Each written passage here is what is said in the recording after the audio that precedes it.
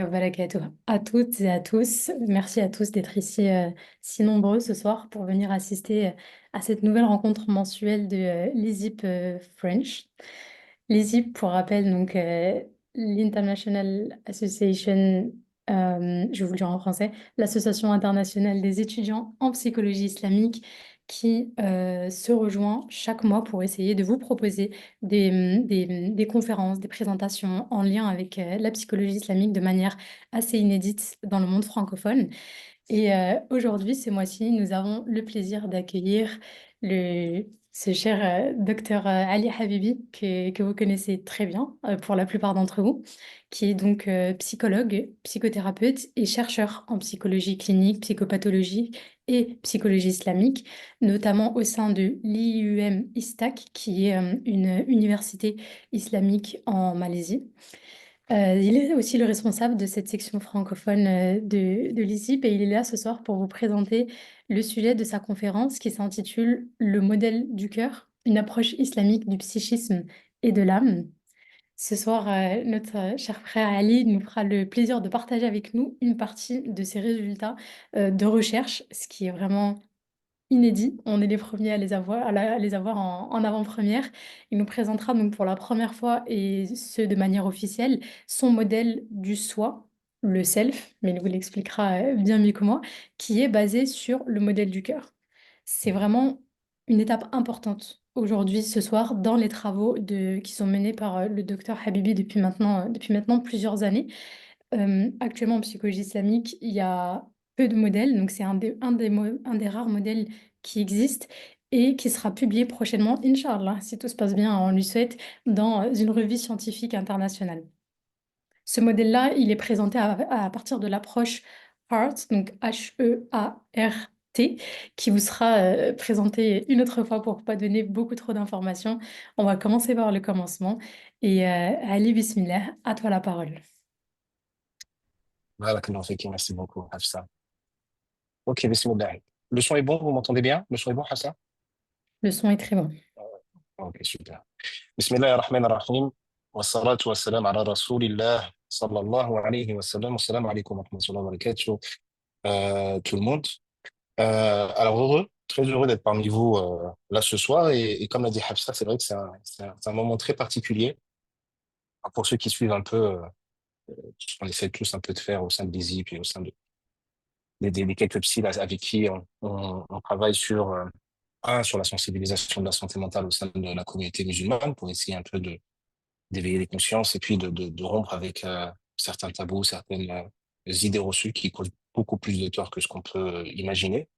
Et deux, sur la psychologie islamique et tout le mouvement lié à la psychologie islamique. Alors, vous nous entendez parler de psychologie islamique depuis un moment, on essaye de l'expliquer un peu tant bien que mal. Là, on va essayer. Alors, en introduction, je vous parlerai, on rentrera dans les définitions et dans l'explication, et puis après, je vais essayer de déployer le maximum possible sur l'intervention.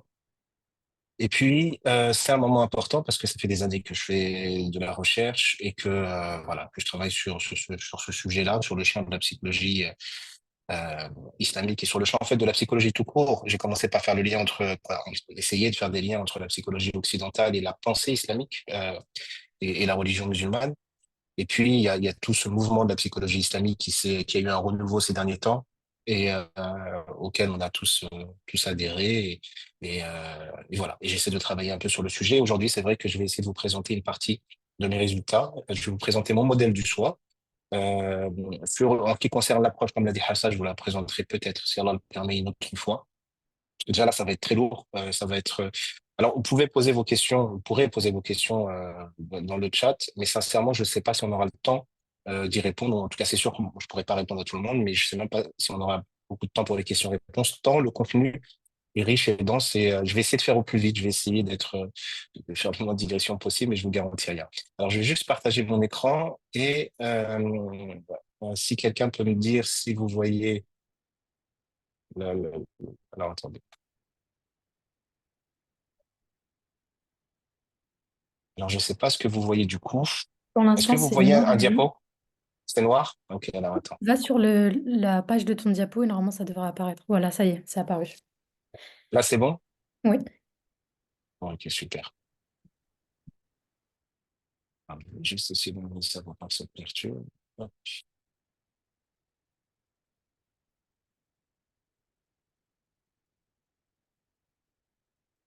Même couper la caméra comme ça, vous aurez que le diapo. Ça va être encore mieux. Si j'y arrive. Si j'y arrive. Voilà, là, c'est bon. J'enlève ça. Comme ça ne perturbe pas. Tayyib, bismillah. Donc, un modèle islamique du soi pour une approche donc spirituelle et psychologique basée sur le Coran et la Sunna. Et comme l'a dit Hafsa, c'est un modèle qui va être publié prochainement dans une revue internationale. L'approche aussi sera publiée si Allah le permet. Ça prend du temps, c'est assez long, mais je voulais quand même vous le présenter à tous aujourd'hui. Pour vous présenter le modèle, pour que vous ayez quand même, pour que vous puissiez tous avoir une base un peu sur ce modèle-là, et surtout pour déployer sur la psychologie islamique afin de clarifier les fondamentaux, les bases. Tout ce que je vais vous apporter aujourd'hui va servir à, alors ceux qui ne connaissent rien, vous allez déjà beaucoup mieux comprendre à la fin de l'intervention ce qu'est la psychologie islamique. Et ceux qui s'y connaissent un peu, mais qui, voilà, ils sont un peu perdus, c'est un peu flou, ils mélangent un peu des concepts, etc. Ils verront un peu les choses, j'espère, de manière plus claire. On va commencer par des définitions, donc, définitions et principes fondamentaux de la psychologie islamique. Alors, la psychologie islamique est également connue sous le nom de ilm al-nafs en arabe ou science du nafs, science de l'âme. Alors, nafs, on va le traduire par l'âme. Vous verrez qu'il y a certains termes où on n'est pas tous d'accord sur les traductions, où on peut un peu se mélanger, mais rassurez-vous, on va essayer de clarifier tout ça. Donc, ilm al-nafs ou la psychologie islamique, c'est une discipline qui étudie l'âme humaine à travers le prisme de la pensée islamique. Elle est l'étude des dimensions mentales, émotionnelles, comportementales et spirituelles. Ça, c'est un élément qui va être très important de l'être humain. Donc, étude qui va intégrer la sagesse transmise par la tradition islamique, ainsi euh, que toutes les preuves provenant des sources empiriques, rationnelles et qui sont liées à la révélation. Donc, que ça soit tiré du Coran, donc on considère comme étant la parole d'Allah subhanahu wa ta'ala, donc parole de Dieu, parce que tout le monde n'est pas musulman, donc il y a peut-être des choses sur lesquelles je m'arrêterai un tout petit peu, pareil pour les clarifier. S'il y a des termes, des mots que vous ne comprenez pas, n'hésitez pas à les mettre sur le chat, quelqu'un vous répondra, il vous l'expliquera. Et donc, vous avez comme base première le Coran, parole de Dieu pour tout musulman, et la tradition prophétique, donc le comportement et enseignement du prophète. Donc voilà comment on peut déjà définir la psychologie islamique. En ce qui concerne la psychothérapie islamique, c'est la pratique appliquée de la psychologie islamique dans le traitement holistique des dysfonctionnements psycho-spirituels. Et le but n'est pas juste de soigner les maux ou de soigner certains troubles, c'est aussi d'essayer de chercher un bien-être général dans toutes les facettes de la vie d'un être humain. Donc l'objectif de la psychologie islamique est non seulement de traiter les problèmes de la santé mentale, mais aussi de promouvoir tout le développement spirituel et l'épanouissement personnel qu'une personne peut être amenée à, que tout humain en réalité peut être amené à rencontrer. Alors, excusez-moi, je reçois juste un message là qui vient au milieu. Euh, alors, vous ne pouvez pas enregistrer. Donc, ça va m'envoyer des demandes parce que ça va juste faire des petites fenêtres à chaque fois. L'intervention est enregistrée déjà et elle sera diffusée sur la chaîne YouTube de l'ISIP. Donc, pas besoin d'envoyer de demande, s'il vous plaît, parce que ça va juste me ralentir. Donc, sur quoi est basée cette approche? Et malgré, alors là, je vous ai donné une définition, pour se mettre clair, hein. Cette définition, on peut plus ou moins tous la partager. On va partir, nous, sur cette base-là. Maintenant, au sein des comités, on va dire, de chercheurs et des scientifiques de la psychologie islamique, on n'a pas de définition encore unique qui serait standard, d'accord? On peut diverger un peu sur certains termes, sur certains éléments, sur certains détails. Globalement, on va prendre cette base-là, nous, d'accord? Mais il faut savoir qu'on n'est pas tous d'accord on n'a pas en tout cas une définition standard. Mais en même temps, euh, cette difficulté, donc, de donner une définition claire et, euh, et claire de ce concept, montre aussi la richesse qu'il y a derrière aussi cette approche. Donc, si un autre, quoi, selon vos recherches, selon ce que vous pourrez découvrir, vous trouvez parfois des définitions un peu différentes, c'est normal, d'accord? Juste soyez rassurés par rapport à ça. Il ne faut pas que ça vous perturbe plus que ça.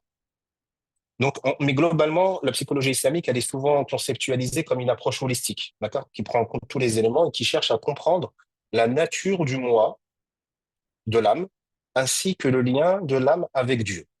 Elle met l'accent donc sur le cœur, on va appeler le cœur métaphysique, comme centre de la personne plutôt que sur l'esprit, et s'appuie sur les enseignements, donc comme on l'a dit un peu plus tôt, du Coran, la tradition prophétique et la connaissance de l'âme issue de toute la tradition islamique. Donc tout ce qu'ont pu dire aussi les érudits, les savants de l'islam est pris aussi en compte. Donc cette approche va reconnaître la complexité de l'expérience humaine, donc va intégrer les dimensions spirituelles, mentales et physiques pour offrir une compréhension plus profonde de l'individu. Elle va chercher à équilibrer les aspects scientifiques et empiriques de la psychologie moderne, on garde sur lesquels on est totalement en phase et d'accord, mais on va essayer de faire des liens et surtout de trouver un équilibre avec donc tous les aspects scientifiques modernes et les enseignements et principes spirituels donc de l'islam. Parce que selon le Coran et la Sunna, selon la tradition islamique, la nature de l'être humain est entière, globale et complète. C'est pour ça que nous avons une approche holistique, à la fois dans sa nature et dans son processus. Et on va prendre donc en compte toutes les dimensions de l'humain, les dimensions physiques, psychologiques, sociales et spirituelles. On ne peut pas s'arrêter que sur une dimension. On va avoir une approche donc complètement holistique. Et par essence, la psychologie islamique offre une vision équilibrée et complète de la nature, des comportements et des expériences de l'être humain.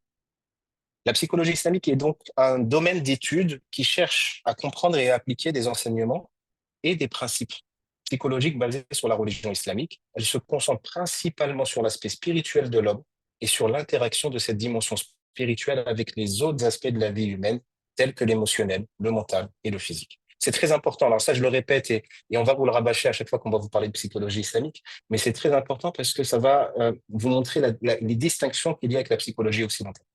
Parce que la psychologie occidentale, dans le meilleur des cas, et c'est pas tout, dans tous les cas d'ailleurs, mais dans le meilleur des cas, elle va avoir une approche psychosocio. Elle va prendre en compte l'environnement, elle va prendre en compte le psychologique, éventuellement, elle va prendre en compte le génétique, le social, mais elle prend pas en compte le spirituel et tout ce qui est lié à la spiritualité. Donc, ces différentes définitions, comme je vous l'ai dit, reflètent la complexité et la richesse donc, de cette discipline.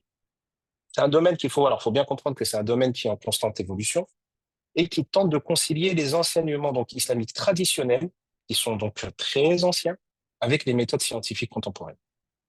L'API, donc quand je vais dire pays pour aller plus vite pour psychologie islamique, se propose comme une alternative à la psychologie occidentale qui peut parfois, pas tout le temps, mais qui peut parfois être inadaptée pour les musulmans, encore plus les musulmans très pratiquants pour qui la foi prend beaucoup de place, si ce n'est toute la place. Mais peine encore, donc la psychologie islamique, elle peine à trouver sa place parmi les professeurs de la santé mentale et le grand public, mais on ne perd pas espoir, on est très optimiste sur le fait qu'elle se développe davantage, Inch'Allah.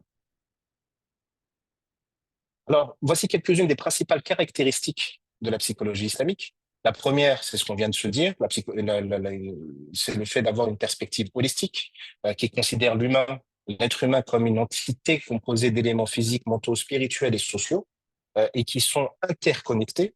Et cette perspective holistique permet de prendre en compte tous ces aspects lors de l'évaluation et du traitement de l'individu. La deuxième caractéristique, c'est l'importance donc de la spiritualité. Donc, dans l'API, la spiritualité est un élément central de la santé mentale. Les pratiques spirituelles comme la prière, la méditation, la lecture et la réflexion du Coran vont souvent être utilisées comme des outils de soutien à la santé mentale. La troisième caractéristique, c'est le rôle de l'éthique. Alors, même dans psychologie occidentale, on a l'éthique. Et tout ce que je vais vous dire sur la psychologie islamique, ça ne signifie pas qu'on ne retrouve pas certaines choses dans la psychologie occidentale. D'accord? Par exemple, l'éthique, on la trouve. La déontologie, on la trouve. Même si on pourrait peut-être être amené à diverger sur certains points. Donc, l'éthique joue un rôle crucial dans la pays. Et donc, les psychologues qui pratiquent la psychologie islamique sont tenus de respecter les principes éthiques de l'islam dans leur pratique, ce qui va inclure donc le respect de la dignité humaine, de la justice, de l'autonomie de chaque individu, donc le fait de ne pas manipuler, de ne pas influencer dans le mauvais sens du terme, comme on pourrait l'entendre, l'individu. Il y a aussi un autre point, c'est qu'il est aussi pris en compte comme éthique le fait d'être en phase soi-même sur sa relation avec Allah. C'est-à-dire qu'il est pas envisageable dans la psychologie islamique, ou très difficilement envisageable, qu'une personne accompagne d'autres personnes en en utilisant la psychologie islamique, sans qu'elle ait fait elle-même un travail spirituel important et qu'elle n'essaye pas d'être le plus en phase possible entre ses valeurs, ses principes et son comportement dans la vie privée comme dans la vie publique. La quatrième caractéristique, c'est l'importance de la communauté Et ça, c'est quelque chose que vous allez nous voir parler de plus en plus souvent pour ceux qui communiquent un peu sur les réseaux. Alors, je sais que c'est pas évident. Déjà, la communauté, pour moi, c'est pas au singulier. On peut parler des communautés musulmanes parce qu'il y en a plusieurs. Mais le fait de remettre en place et l'importance de la communauté en termes d'accompagnement, de soins ou d'entraide me semble quand même quelque chose de très important parce que c'est quelque chose qui se perd, malheureusement, qui s'est perdu énormément et sur lesquels nous devons tous, donc c'est pas juste les autres où on va pas mettre pointer du doigt certains responsables, on se responsabilise tous en même temps en se disant chacun d'entre nous peut agir sur ce point-là. Donc l'API va mettre donc l'accent sur l'importance de la communauté et des relations sociales pour le bien-être mental, c'est très important. On ne peut pas laisser quelqu'un isolé et tout seul dans son coin en lui disant voilà juste que tout le monde lui dit ça, c'est pas normal. Que certains ne puissent pas répondre à des besoins ou à des attentes, ça c'est normal parce qu'on peut pas répondre à tous ceux qui font appel à nous. Mais que tout le monde soit dans cette démarche-là, c'est là où c'est problématique. Donc l'entraide, la solidarité, le soutien communautaire vont être encouragés comme des moyens de promouvoir la santé mentale et d'accompagner les gens qui sont en souffrance ou qui éprouvent juste le besoin d'être aidés à un moment donné, d'être écoutés à un moment donné. Et de ne pas compter que sur l'imam ou sur le psychologue ou le médecin de famille, euh, de prendre conscience que chacun peut jouer et doit jouer un rôle dans tout ça. La cinquième caractéristique, c'est l'intégration de la religion et de la science. Donc là, dans la psychologie islamique, on cherche à intégrer les enseignements, comme je vous le disais un peu plus tôt, de l'islam et les découvertes scientifiques modernes. Elle va valoriser à la fois la révélation divine, donc Coran et Hadith, et la raison humaine comme source de connaissance. On va lier les deux, comme ça a été fait depuis le début de l'histoire de l'islam. Ça s'est perdu avec ce qui s'est passé au cours des derniers siècles. L'idée, c'est de se recentrer sur ça.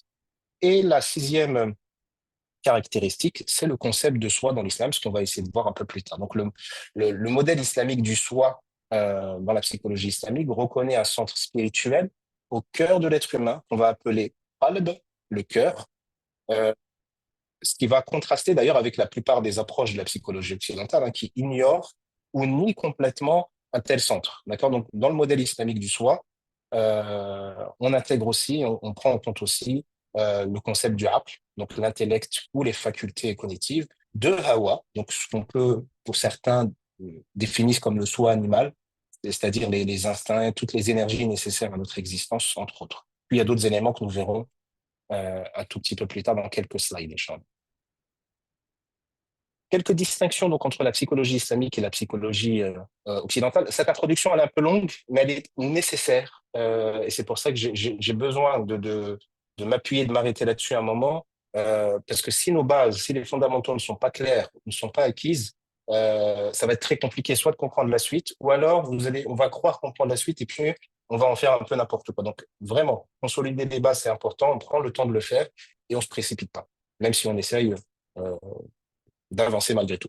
Donc, la psychologie contemporaine occidentale, en tant que discipline plurielle, va se consacrer à l'étude approfondie du comportement et de l'expérience humaine. Elle s'efforce de comprendre la nature et l'acquisition des comportements, englobant une gamme étendue d'aspects, comme le processus cognitif, les comportements émotionnels, normaux et anormaux, ainsi que le comportement animal, social, collectif et évolutif. Elle va explorer, donc là on parle toujours de la psychologie occidentale, elle va explorer aussi les fondements biologiques du comportement, le développement, le comportement organisationnel, la santé, les maladies et les moyens par lesquels nous pouvons influencer ou changer notre comportement. Donc, l'investigation en psychologie repose sur une démarche scientifique rigoureuse, intégrant l'observation, en tout cas pour toutes les approches modernes. On a des approches plus anciennes où ça va peut-être être moins scientifique et moins rigoureux, mais ça n'enlève pas de la valeur de ces approches aussi. D'accord? Ne tombons pas dans des raccourcis ou parce qu'une approche ne nous parle pas, ou parce qu'une approche ne nous convainc pas, ou parce que même une approche n'est pas totalement scientifique, qu'elle est complètement nulle, non avenue et qu'elle est complètement à rejeter. D'accord? Il faut, je pense, avoir euh, non seulement de l'humilité, du respect vis-à-vis des autres approches ou des autres théoriciens ou des autres penseurs, pardon, et surtout ne pas avoir la prétention de critiquer une approche sans la connaître réellement. Ça, c'est quelque chose que moi j'observe souvent, même c'est surtout au sein de la communauté, pas au sein de la communauté, mais surtout au sein de la communauté, quand on critique des approches occidentales. Mais en réalité, quand vous questionnez la personne qui critique cette approche, vous voyez qu'elle ne la connaît pas vraiment ou elle ne la maîtrise pas du tout. Et c'est là où ça devient compliqué. Euh, Donc l'investigation, comme je vous disais, donc en psychologie, va reposer sur une démarche scientifique rigoureuse qui va intégrer donc l'observation, l'expérimentation, l'établissement de relations causales, la comparaison, la généralisation et une analyse précise des données. Les buts fondamentaux de la psychologie sont de décrire, d'expliquer, de prédire et de modifier les comportements humains et les processus mentaux selon le besoin pour aller vers un mieux-être. Et bien que la psychologie en tant que discipline scientifique soit relativement récente, parce que là, on vous présente la psychologie moderne comme une science, c'est plutôt récent, d'accord? Il faut comprendre que les origines de la psychologie vont remonter à la Grèce antique, d'accord? Donc 400, 500 ans avant Jésus-Christ, avec un accent initial sur la philosophie. La philosophie va énormément influencer déjà à cette époque-là, mais jusqu'au 19e, voire même début du 20e siècle, la philosophie, et la philosophie surtout occidentale, a une forte influence sur la psychologie et les courants psychologiques de l'époque. Donc les réflexions des philosophes tels que Socrate, Platon, Aristote portaient déjà sur la nature, l'origine, le destin de l'âme humaine, le libre arbitre, le déterminisme, la nature contre l'éducation, l'attraction, la mémoire et la conscience. Et donc tout ça, c'était débattu déjà donc 400, 500 ans avant Jésus-Christ, et ça avait déjà un impact à cette époque-là. Et historiquement, donc avant la séparation de la science et de la religion, et l'avènement du paradigme dont on parlait tout à l'heure scientifique occidental, l'étude de l'âme jouait un rôle central dans la psychologie. Mais la sécularisation des sociétés occidentales a entraîné une forme d'aliénation de la dimension religieuse dans la psychologie, et les idées, pratiques et organisations religieuses perdirent à ce moment-là de leur influence face aux connaissances scientifiques. C'est là où il y a eu un schisme qui s'est créé, un fossé, et ça a donné ce que nous connaissons aujourd'hui. Et donc cette séparation ou sécularisation de la psychologie a conduit à une vision de la psychologie basée essentiellement sur l'empirisme et l'expérimentation, où la religion, souvent associée à la foi et non à des faits vérifiables, a été et est toujours marginalisée malheureusement. Donc une nouvelle vision s'installe qui décrit l'univers comme, à ce moment-là, comme autosuffisant, sans intervention surnaturelle, et la science, fournissant l'explication la plus satisfaisante de la réalité, va être essentiellement prise en compte. Là va résider, évidemment, la plus grande distinction entre la psychologie occidentale et la psychologie islamique. Dans la psychologie islamique puise ses sources dans les fondements de la religion musulmane. D'abord, donc, comme je vous le disais en intro de l'intro, d'abord dans le Saint-Coran, donc, qu'on considère comme étant la parole de Dieu, qui est une source donc, primordiale d'inspiration et d'orientation pour les psychothérapeutes musulmans. Et parce que ce Coran va offrir donc une compréhension profonde de la nature humaine et des directives sur la manière de vivre une vie équilibrée et épanouissante. Après le Coran, on va se baser donc sur la Sunna, parole et toute approbation du prophète Mohammed, sallallahu alayhi wa sallam. Et donc la Sunna va avoir une importance toute particulière dans la compréhension de la nature humaine et le développement de stratégies de gestion de la santé mentale. Ne pensez surtout pas que l'islam ne parle pas de psychologie. Ça, c'est une grande erreur. Et vous voyez que bon, on en parlera peut-être un peu plus tard. Je vais éviter de digresser, comme je disais. Et donc, enfin, les travaux et écrits des érudits musulmans anciens fournissent et ont fourni donc une perspective précieuse sur la psychologie humaine.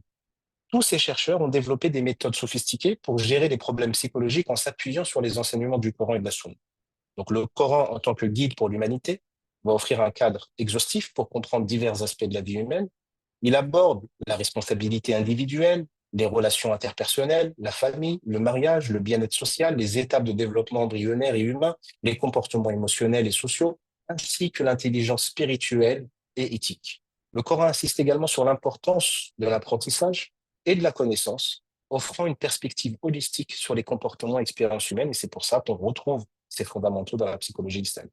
Le Coran encourage également la réflexion et l'investigation pour parvenir à la vérité, illustrant la compatibilité entre la foi et la recherche de la connaissance. Les versets coraniques incitent à l'observation et à la contemplation de l'univers, soulignant l'importance de la recherche scientifique et de l'empirisme dans la compréhension de la vérité.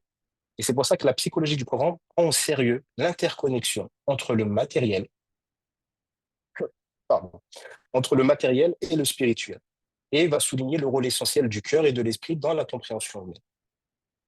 Cette perspective va offrir donc une dimension riche et profonde à la psychologie de manière générale, intégrant donc la spiritualité et la foi dans la compréhension des comportements et des processus mentaux. Et c'est quelque chose dont on ne peut pas faire fi, c'est-à-dire que vous ne pouvez pas accompagner des gens qui ont une foi, qui ont une croyance, quelle qu'elle soit d'ailleurs, parce que là, nous, on se concentre sur l'islam et sur la foi musulmane, mais accompagner des gens et mettre de côté toute leur foi, toute leur croyance, alors qu'il est possible que ces foi ont une petite, une moyenne, voire une grande influence dans leur vie, ou prend toute la place ou façonne même leur vie, c'est un non-sens. Donc, vous voyez un peu parfois la bêtise de cette sécurisation dont on a parlé un peu plus tôt, les conséquences de cette séparation, c'est d'en arriver à faire des choses qui sont complètement illogiques, mais qui perdurent. Donc, on le voit encore dans plein de sociétés, un peu dans le monde, même, c'est même pas dans les sociétés occidentales, hein, même dans les pays arabes, où vous allez à l'hôpital ou à l'hôpital psychiatrique, on agit la plupart du temps de la même manière, malheureusement. Donc la psychologie islamique va rester largement méconnue dans la sphère francophone, toujours donc sous l'emprise pardon, de la conception laïque française, qui s'est construite sous la forme d'une philosophie de la laïcité qui nie l'impact du religieux sur l'être humain. Cette laïcité, au lieu d'être inclusive en empêchant des exactions envers des individus et leurs convictions, devient exclusive en prescrivant un modèle unique et étroit du comportement social auquel tous les membres de la société doivent se plier. Il apparaît donc évident, et surtout les musulmans, il apparaît donc évident que la psychologie islamique n'est en aucun cas une forme de psychologie occidentale à la sauce islamique, mais bien une discipline holistique, ancienne et riche, reposant sur les bases de la religion musulmane et visant donc à comprendre les tréfonds des âmes humaines.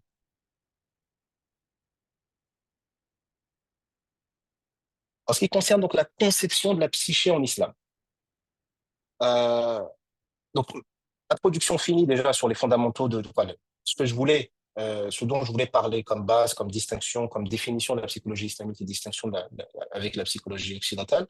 Maintenant, on va commencer à attaquer le plat de résistance. Donc, on va plonger tous ensemble dans cette perspective enrichissante hein, et unique du modèle du soi et de l'âme donc en pays.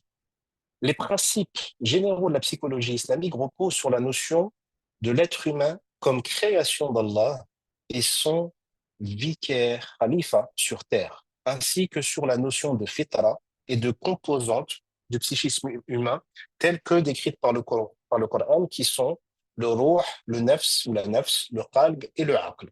Rassurez-vous, on va s'arrêter sur chaque élément.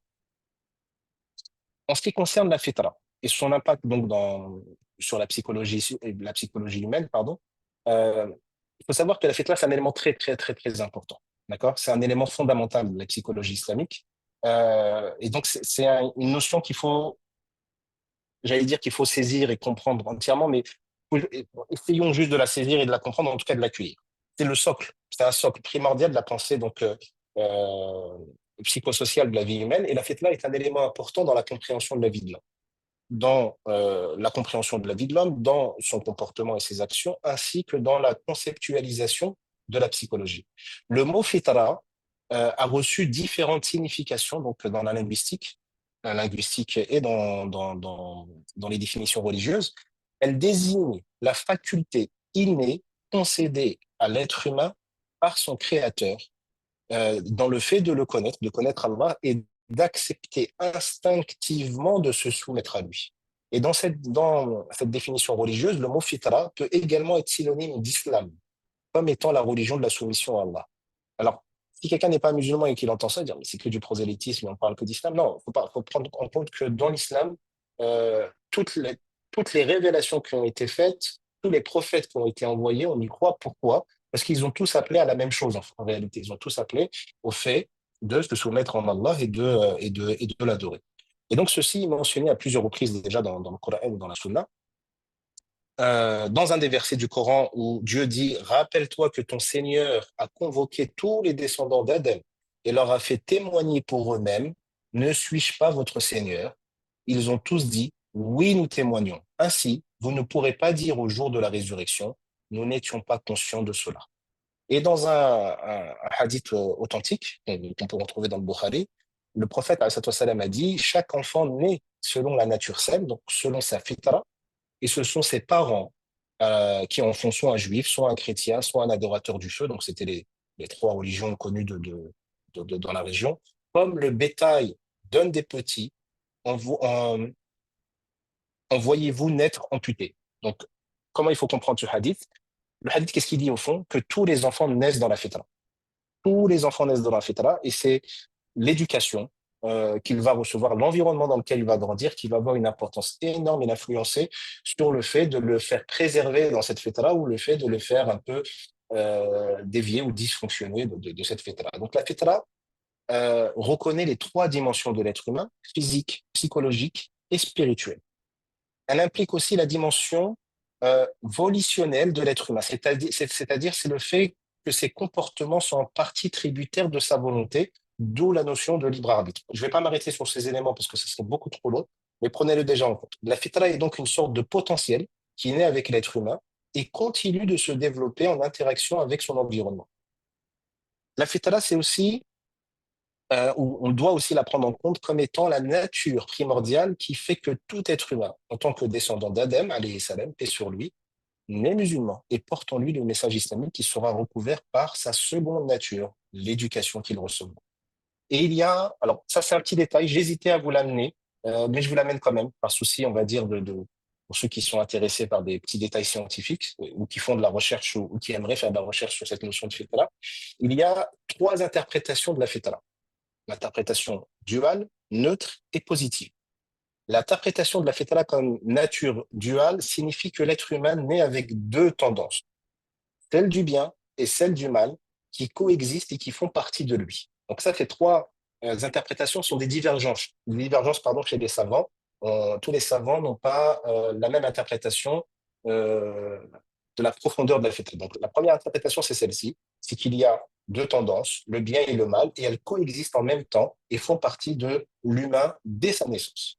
L'interprétation de la fitra comme nature neutre part du principe que l'être humain naît sans un état de croyance intrinsèque, ni un état de dénégation intrinsèque. Elle n'est neutre, ni d'un côté, ni de l'autre. Et après, c'est selon les influences qu'elle va recevoir et les choix qu'elle va faire, qu'elle va tendre d'un côté ou de l'autre.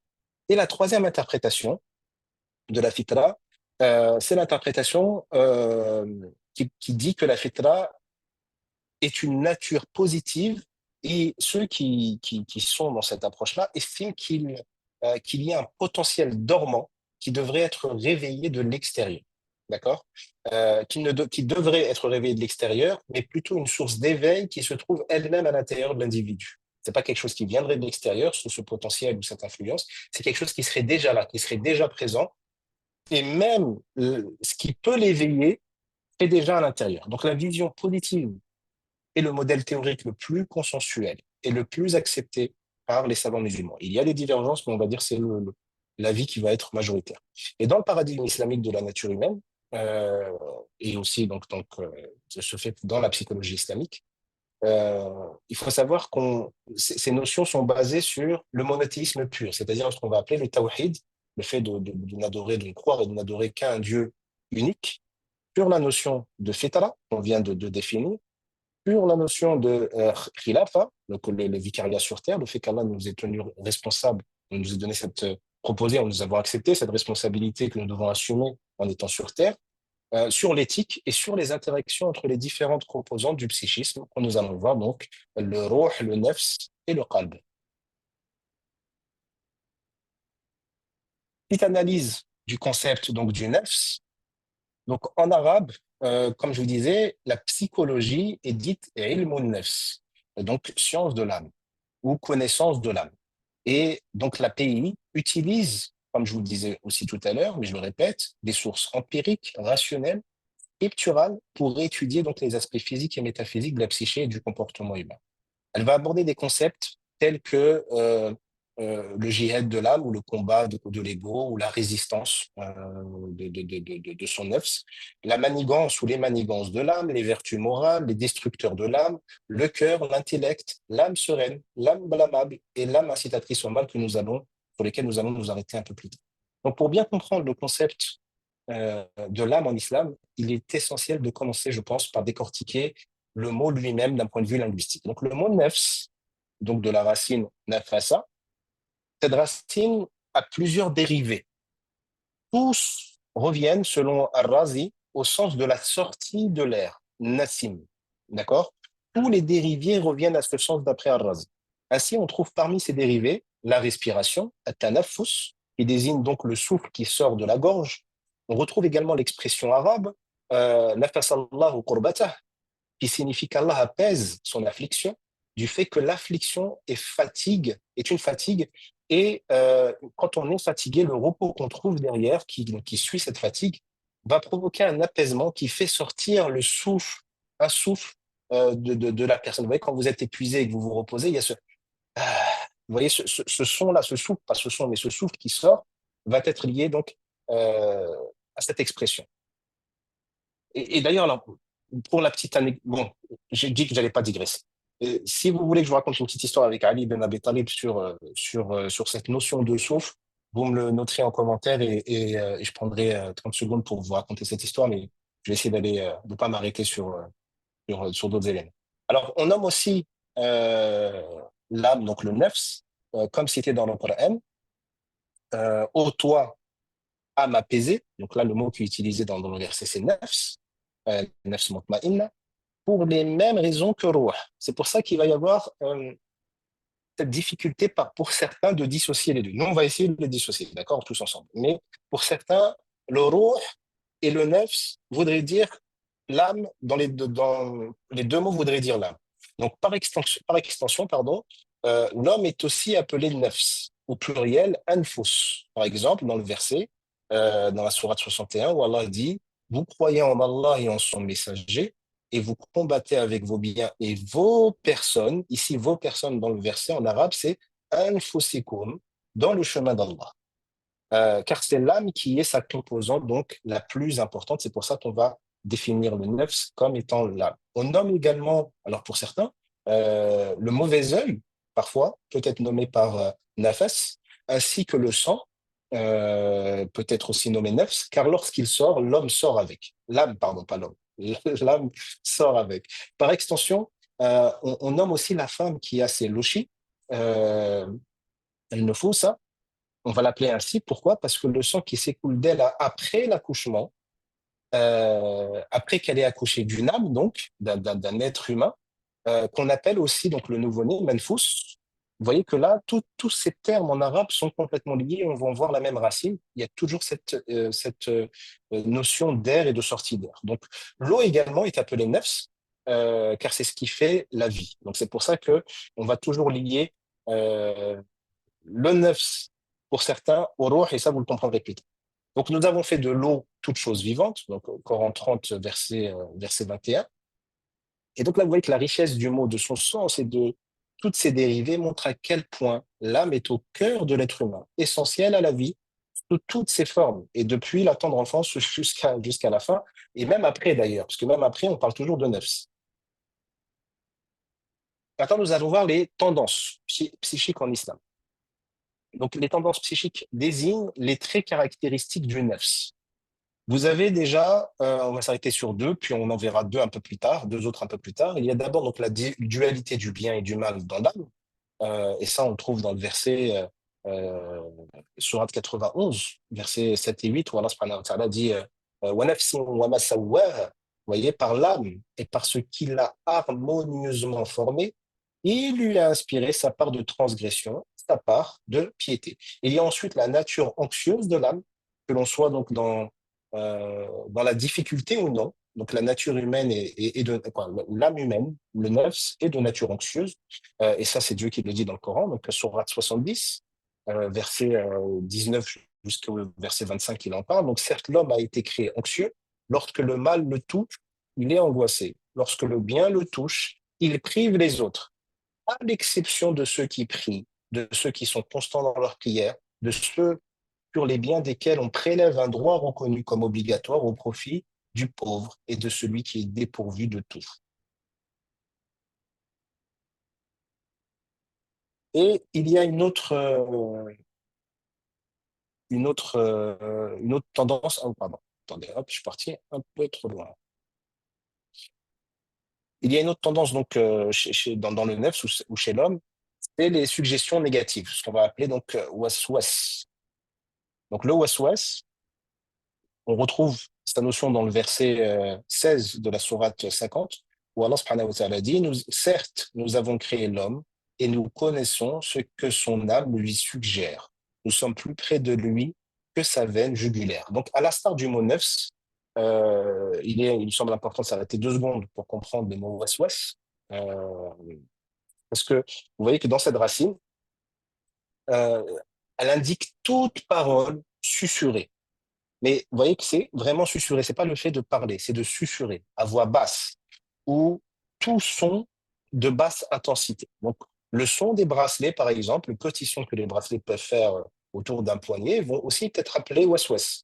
De même pour le sifflement d'un chasseur. Un chasseur va siffler un tout petit peu pour essayer de, ben, on va appeler ça aussi was-was, ou le bruit du vent.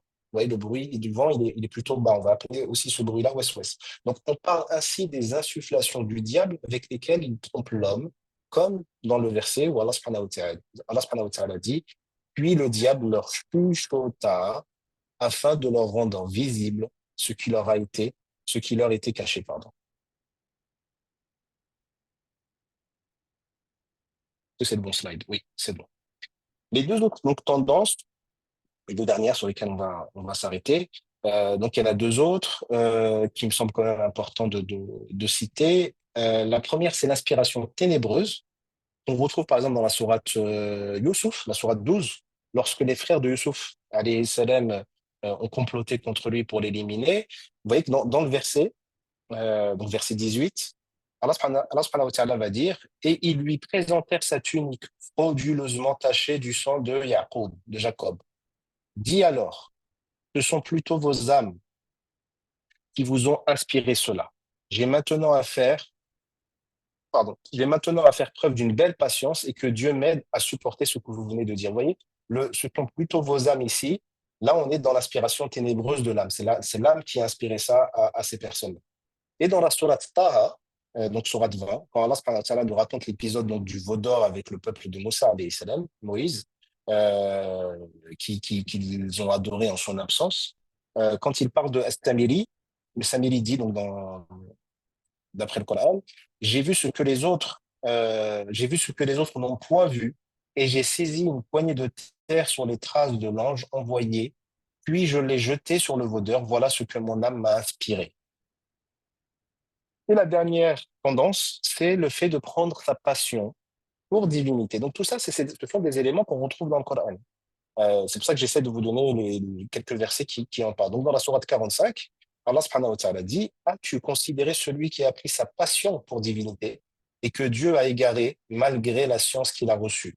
Dieu a scellé son ouïe et son cœur et lui a mis un bandeau sur les yeux. Qui pourra donc, en dehors de Dieu, guider cette personne égarée? Et dans un autre verset, Dieu dit, as-tu considéré celui qui a pris sa passion pour divinité, comment serait-il possible que tu le prennes en charge? Donc voilà les différentes tendances psychiques. J'avance hein, pour pas, parce qu'on a déjà quand même pas mal, on regarde juste l'heure, ouais. Bon, il nous reste pas mal de choses, mais bon, les plus persévérants et qui ont la possibilité peut-être resteront, et puis vous verrez, parce que comme je vous dis, il y a beaucoup de contenu, c'est assez dense, il y aura peut-être besoin de voir, de revoir et de prendre des notes, Inch'Allah. Donc au niveau des composantes du soi, dans le modèle islamique du soi, on propose plusieurs éléments essentiels à notre compréhension donc, de la psychologie humaine, et on va définir trois composants principaux, pardon, donc le nafs, l'âme, qu'on va traduire donc par l'âme, le qalb, le cœur, et le ruh, qu'on va traduire ici par esprit. Donc à partir de maintenant, prenez compte que dans mon approche, en tout cas dans ce que moi je présente, le ruh, c'est l'esprit, donc le souffle de vie insufflé par Allah. Ce n'est pas l'âme. C'est un élément qui est différent. On va s'arrêter dessus aussi, hein, rassurez-vous. Mais c'est juste, déjà, je vous préviens qu'on va séparer, puisque certaines personnes les disent tous les deux ou parlent de la même chose, nous, on va les séparer. Donc, le neuf, ce que nous venons donc d'étudier ensemble, et qui va être traduit souvent soit par âme, soit par soi, soit par ego, représente notre moi intérieur et comprend toutes les dimensions de l'être humain. Elle va comprendre les dimensions physiques, mentales, émotionnelles et spirituelles. C'est la partie de nous qui a la liberté de choix et qui est responsable de nos actions. Responsable, mot très important. Le qalb, quant à lui, ou le cœur, est plus que le simple organe physique que nous connaissons. Dans le modèle islamique, le cœur est considéré comme le centre de la connaissance et de la conscience. Ce n'est pas juste la connaissance spirituelle, connaissance et conscience. il est l'organe spirituel qui oriente et guide le nefs. C'est pour ça que pour certains, le cœur est le réceptacle contenant l'âme et l'esprit. On parle alors de cœur métaphysique à ce moment-là. Enfin, le ruh ou esprit est le souffle de vie qui anime l'existence humaine. C'est notre connexion la plus profonde avec Allah subhanahu wa ta'ala, avec Dieu. Dans le Coran, Dieu dit dans la sourate 17, verset 85, et il t'interroge au sujet de l'esprit. Si c'est ruh, dit, l'esprit relève de l'ordre de mon Seigneur. Et on ne vous a donné que peu de connaissances à son sujet. Mais on va s'arrêter, même si on a peu de connaissances, on va s'arrêter dessus, surtout pour le distinguer, comme je disais, du reste. Donc, la racine du mot ruh est une racine immense qui a beaucoup de ramifications, comme nous l'enseigne Al-Razi, mais dont la base revient au vent, au rih, qui va partager donc la même racine. Donc, ainsi, selon Al-Razi, l'esprit, ou l'âme, donc pour certains, de l'homme, désigné par le terme ruh, viendrait de cette base du vent. C'est d'ailleurs conforme au texte du Coran qui parle de souffler, nafakha. C'est le mot qui va être utilisé dans le Coran, comme dans le verset, sourate 15, ou verset 29, où quand Dieu dit, et dès que je l'aurai harmonieusement, en parlant d'Adam, dès que je l'aurai harmonieusement formé et lui aurai insufflé, donc nafartu, min ruhi, donc aurait insufflé mon souffle de vie, jetez-vous alors prosterné devant lui. De cette racine va découler donc d'autres mots, dont un mot qui va signifier la brise ou le repos, aussi nommé raïha, parce que lorsque la personne, comme on disait tout à l'heure, se repose après une grande difficulté, elle va souffler, comme cité dans le verset, si celui-ci est du nombre des rapprochés d'Allah, alors il aura du repos et de la grâce et un jardin de délices. Ici, ça va être le mot rayhan qui va être utilisé dans ce verset. Donc, le dérivé principal de cette racine reste néanmoins l'esprit. Donc, ruh. Ibn Manzour l'a défini comme étant ce qui donne vie au vivant, mais dont ne connaît la réelle teneur qu'Allah subhanahu wa ta'ala. Dans le Coran, le terme ruh est employé pour plusieurs significations. Parmi elles, il y a la révélation. D'accord? Donc, la révélation, quand Allah subhanahu wa ta'ala parle de révélation, donc ce qu'il a fait descendre au prophète, il a utilisé le mot ruh parfois. Par exemple, dans le verset où Allah subhanahu wa ta'ala dit euh, il envoie par son ordre l'esprit pour celui qui veut parmi ses serviteurs afin que celui-ci avertisse du jour de la rencontre. Et ce, parce que la révélation donne vie au cœur, comme l'âme ou l'esprit ici donne vie au corps, comme nous dit Ibn Ashur. La deuxième signification qui va être utilisée dans le Coran, c'est la force et la fermeté. Dans le verset, il dit, il a prescrit la foi dans leur cœur et il les a aidés de son raffermissement. Biruhin min, ici qui va être utilisé. Donc vous voyez que c'est le même mot. Le troisième, ou la troisième signification, ça va être l'ange Gabriel, donc Jibril alayhi salam. Quand il parle de lui, il peut utiliser le mot ruh aussi, et l'esprit fidèle, ruh al-amin, est descendu avec cela, donc par extension, pardon, car c'est lui qui descend la révélation avec laquelle revivent les cœurs, comme nous l'enseigne donc comme par lui. Pourquoi Jibril alayhi salam, il a été nommé ruh al-amin? Parce qu'il y a toujours cette notion de redonner vie ou de donner vie, ou de faire revivre quelque chose. Le Coran est aussi désigné Ruh, et c'est ainsi que nous t'avons révélé un esprit, donc le Coran, Ruhan min amrina, provenant de notre ordre, pour les mêmes raisons que la révélation. Et enfin, la dernière signification du mot Ruh qu'on a dans le Coran, c'est Isa. C'est par rapport à Isa, fils de Maryam, donc Jésus, alayhi salam, qui est sur lui le fils de Marie. Dans le verset, Allah dit, le Messie Jésus, fils de Marie, n'est qu'un messager d'Allah. Sa parole qu'il envoya à Marie est un souffle de vie. Est un souffle de vie, prenez-le entre parenthèses, venant de lui, en désignant ainsi le souffle de Jibril en Mariam, qui provoqua donc la naissance de Isa, de Jésus. Ce qui est intéressant, mais on y reviendra tout petit peu un peu plus tard, vous voyez ici que dans le Coran, en tout cas, le mot ruh n'est jamais utilisé pour parler d'humain. Et donc, c'est pour ça que moi, ça me surprend pas, parce qu'il y a quand même d'autres références, mais il désigne plein de choses, mais là, il parle pas des humains. C'est pour ça que je distingue le mot ruh du mot du mot nefs. Maintenant, nous allons nous arrêter sur les trois types de nefs. Donc, le Coran parle de trois types ou catégories du nefs, mais il ne les présente pas dans une liste ordonnée.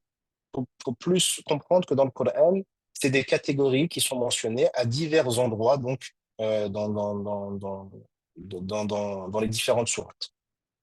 La première catégorie, c'est al-nafs al-ammara, l'âme incitatrice au mal. Donc, le nefs al-amara, c'est le nefs qui commande de façon écrasante la personne à commettre soit des péchés, ou soit des turpitudes, ou à être détourné de ce qui est le plus juste, le plus éthique et le plus noble.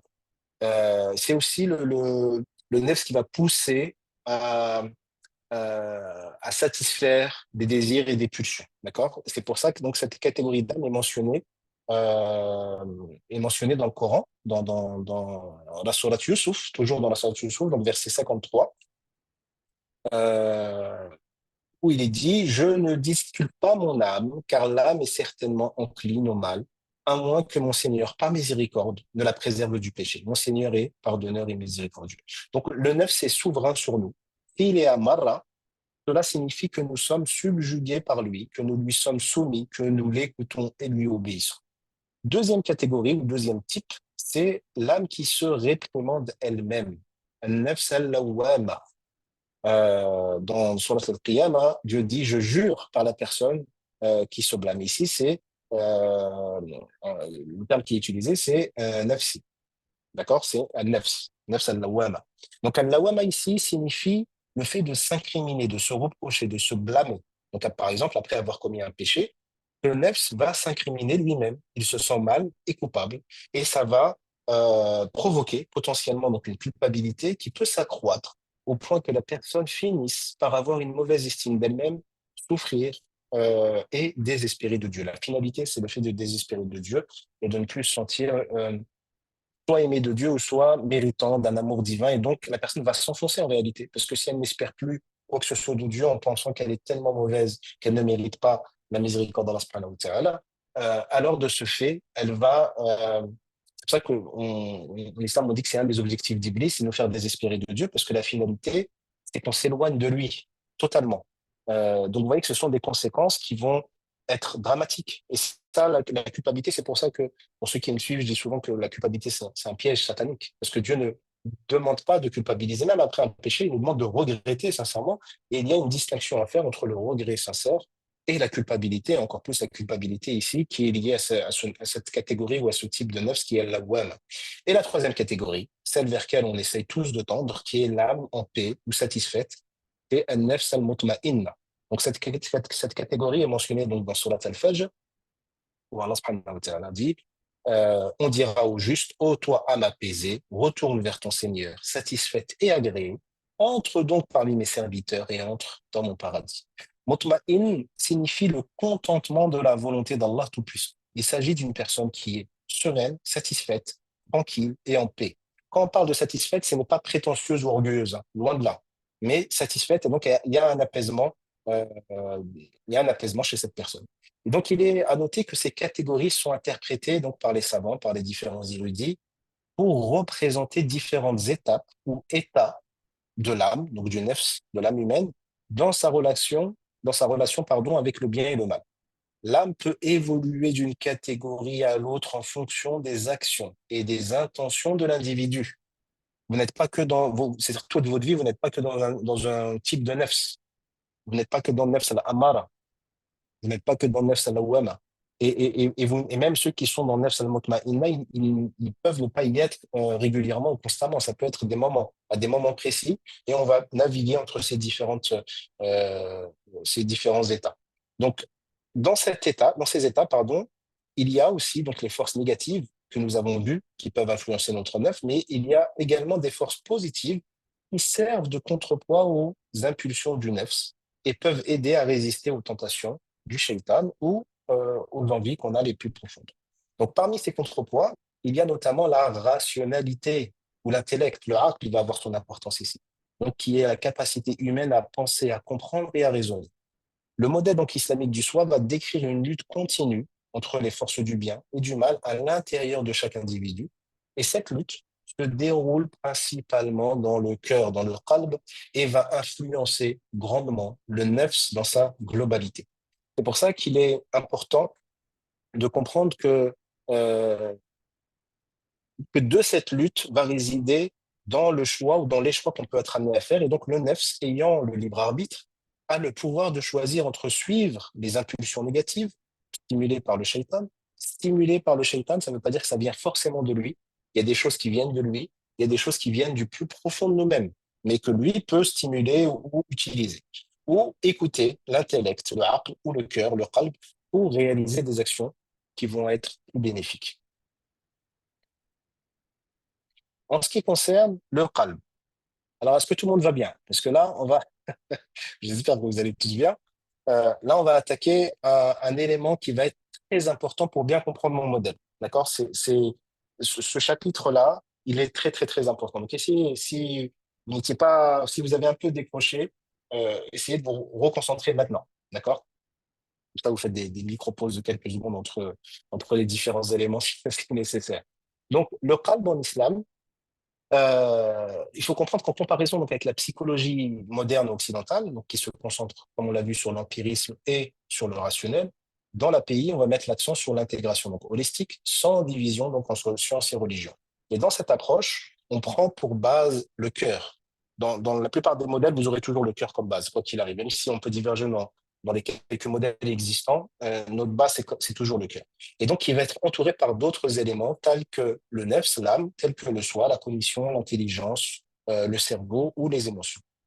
Et il est essentiel de saisir le lien entre l'empirique et le rationnel, entre le scriptural et le métaphysique, car c'est ce qui va distinguer réellement, comme je disais tout à l'heure, la psychologie islamique de la psychologie moderne. Excusez-moi, je bois juste une petite gorgée.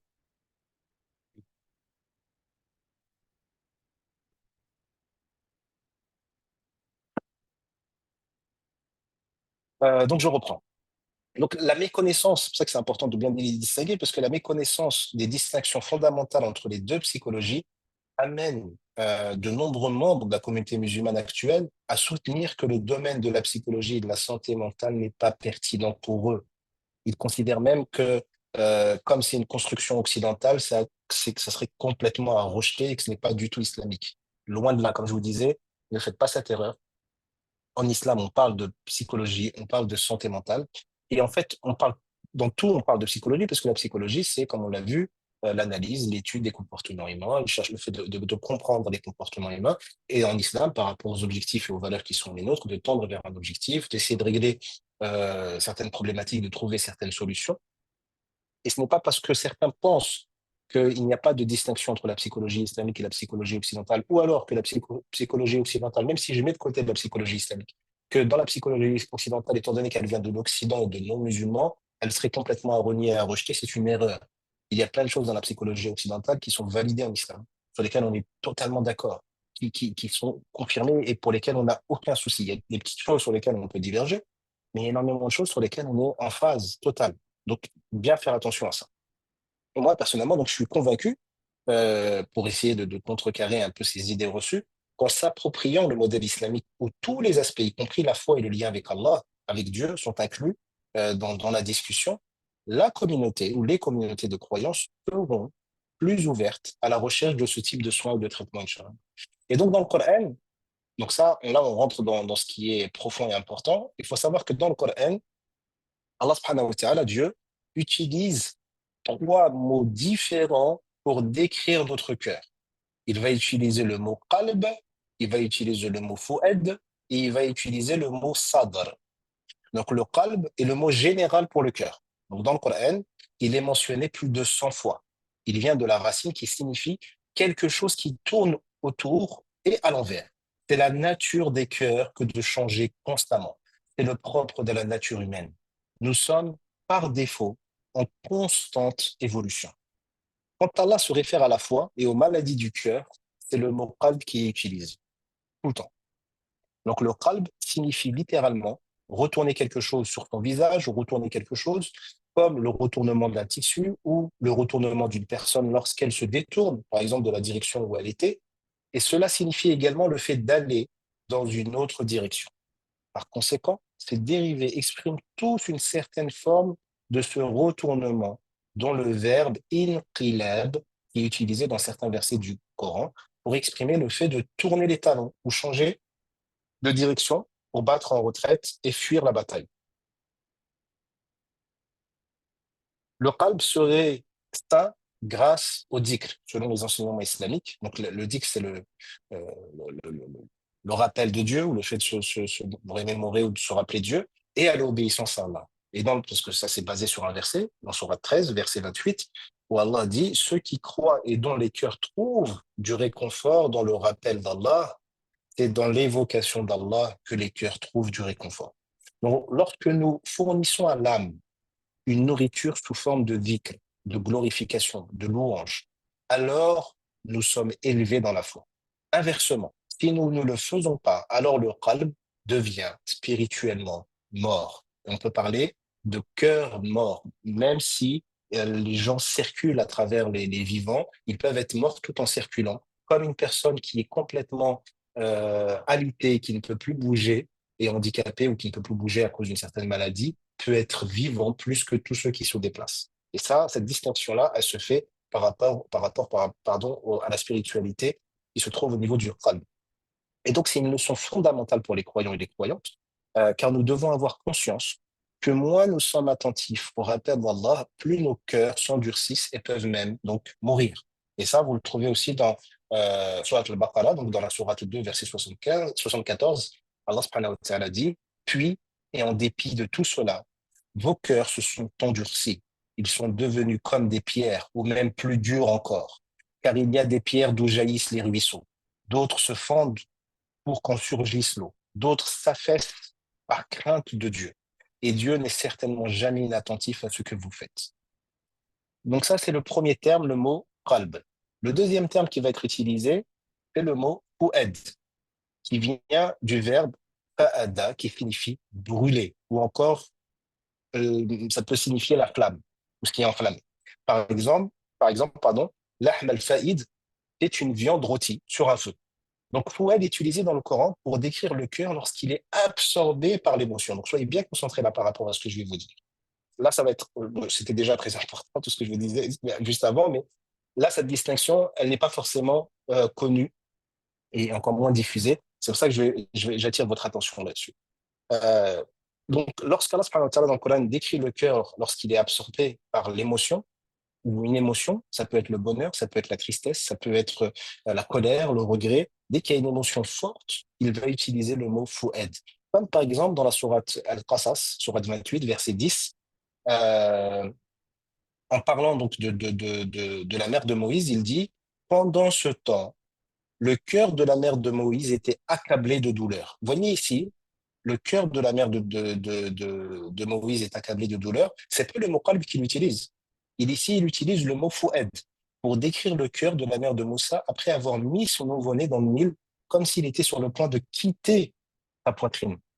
Son inquiétude était forte et sa tristesse était grande, parce qu'elle avait peur pour lui, ce qui est totalement naturel et normal. Donc Allah dit que son fu'ad est devenu farira. Vous voyez ici le terme qui va être utilisé, c'est falira. Son fu'ad, en parlant de son cœur, est devenu vide. Elle était dans un tel état émotionnel qu'elle ne pouvait plus penser à rien d'autre qu'à Moussa alayhi salam. Puis dans le même verset, il dit tout de suite après, et peu s'en fallut qu'elle n'en divulgât l'origine, si nous n'avions pas raffermi son cœur.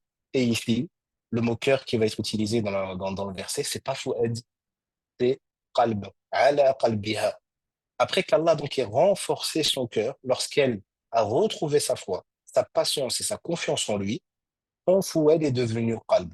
Un autre exemple de fouad est quand Allah dit dans la sourate Al-Isra, la sourate 17, verset 36, il dit il sera demandé compte à l'homme de ce qu'il aura fait de l'ouïe, de la vue et du cœur. Ici, le mot cœur qui est utilisé, c'est pas le mot qalb. Donc ici, Allah subhanahu wa ta'ala n'a pas dit que notre qalb sera interrogé, mais bien que notre fouad sera interrogé. Car lorsque les gens commettent des péchés, un certain type d'émotion les envahit, ce qui les fait franchir les limites. Donc bien distinguer ces deux notions ces deux termes entre qalb et fouad. Et le troisième terme qui est utilisé pour décrire le cœur, c'est le mot sadr. Donc, le sadr, il prend le sens de coffre. signifiant quelque chose qui renferme du précieux en lui, qui protège quelque chose, qui couvre ou qui renferme quelque chose de précieux. Et quand Allah élude des motifs ou des secrets, il utilise le terme sadr. Par exemple, euh, dans Surat Al-Nas. Alors, juste avant de revenir m'arrêter sur l'exemple, le terme sadr, il l'utilise parce qu'il donne littéralement l'image, comme je vous disais, d'un coffre au trésor. Vous voyez, quelque chose de caché et enfermé à l'intérieur, mais c'est pas juste quelque chose de caché, c'est quelque chose de précieux et de sensible. Si on le touche ou qu'on le manipule, on risque de l'abîmer ou de le détruire. Et cet exemple, on peut le trouver donc dans Surat Al-Nas, quand Allah subhanahu wa ta'ala dit, elle l'a dit, Yuwaswisu fi suduri nas, celui qui chuchote dans les poitrines des hommes. Vous voyez que là, le diable ne fait pas de waswas dans le qalb. Il n'utilise pas le mot qalb pour parler du waswas du shaitan. Il utilise le mot sadr, il utilise le mot poitrine. D'accord? Il chuchote plutôt dans la poitrine des gens. Cette distinction existe parce qu'Allah a créé le qalb comme pur. L'exemple du cœur est comme un fort et les yeux, la langue, les oreilles, les mains sont des portes vers l'ouverture de ce fort et de ce qui est précieux à l'intérieur de ce fort. Et donc le diable attend à l'extérieur de ce fort, attaquant les ouvertures pour essayer d'entrer. Or, Allah n'a pas donné au diable l'accès à notre qalb, mais plutôt à notre sadr. C'est nous qui ouvrons les portes, pas le diable qui a le pouvoir donc de les ouvrir. Donc le sadr est la partie externe du cœur, la porte du milieu de nos cœurs et son point de départ. Le mot sadr, apparaissant dans le Coran plus de 40 fois, au singulier et au pluriel, fait référence à des significations telles que l'avant-garde ou la partie la plus haute de quelque chose, ou la porte d'entrée vers le qalb. Et ce terme englobe également les significations de chef ou de commandant pour protéger le qalb et protéger le fouad. C'est la demeure des chuchotements, des soupçons. C'est la demeure de l'arrogance, c'est la demeure de l'inimitié, du désir charnel, des désirs et des besoins. Tout ce qui est lié aux pulsions et désirs se trouve à ce niveau-là, d'après mon modèle. Donc c'est le lieu où les secrets sont gardés, où le diable chuchote et où l'ego qui commande au mal s'empare d'une personne. Mais il faut noter que ces forces influentes n'ont accès qu'à l'aspect la plus externe du cœur et non à ses couches internes dont l'individu est seul responsable de les garder ou de le garder pur ou de le corrompre. Donc, bien comprendre que le sadr, c'est là où il y a les choses qui peuvent être... Il n'y a pas du mal dans le sadr, mais c'est là où il y a les choses, on va dire, les plus nocives ou les plus dangereuses pour l'humain. Et c'est là où on se fait attaquer. Mais au niveau du qalb et du fouad, nous sommes les seuls et uniques responsables de ce qui s'y passe. Donc, la relation entre ces trois éléments, elle est importante, d'accord? Il faut bien la comprendre, elle est même cruciale. Le nafs est en constante interaction avec le qalb et avec le ruh.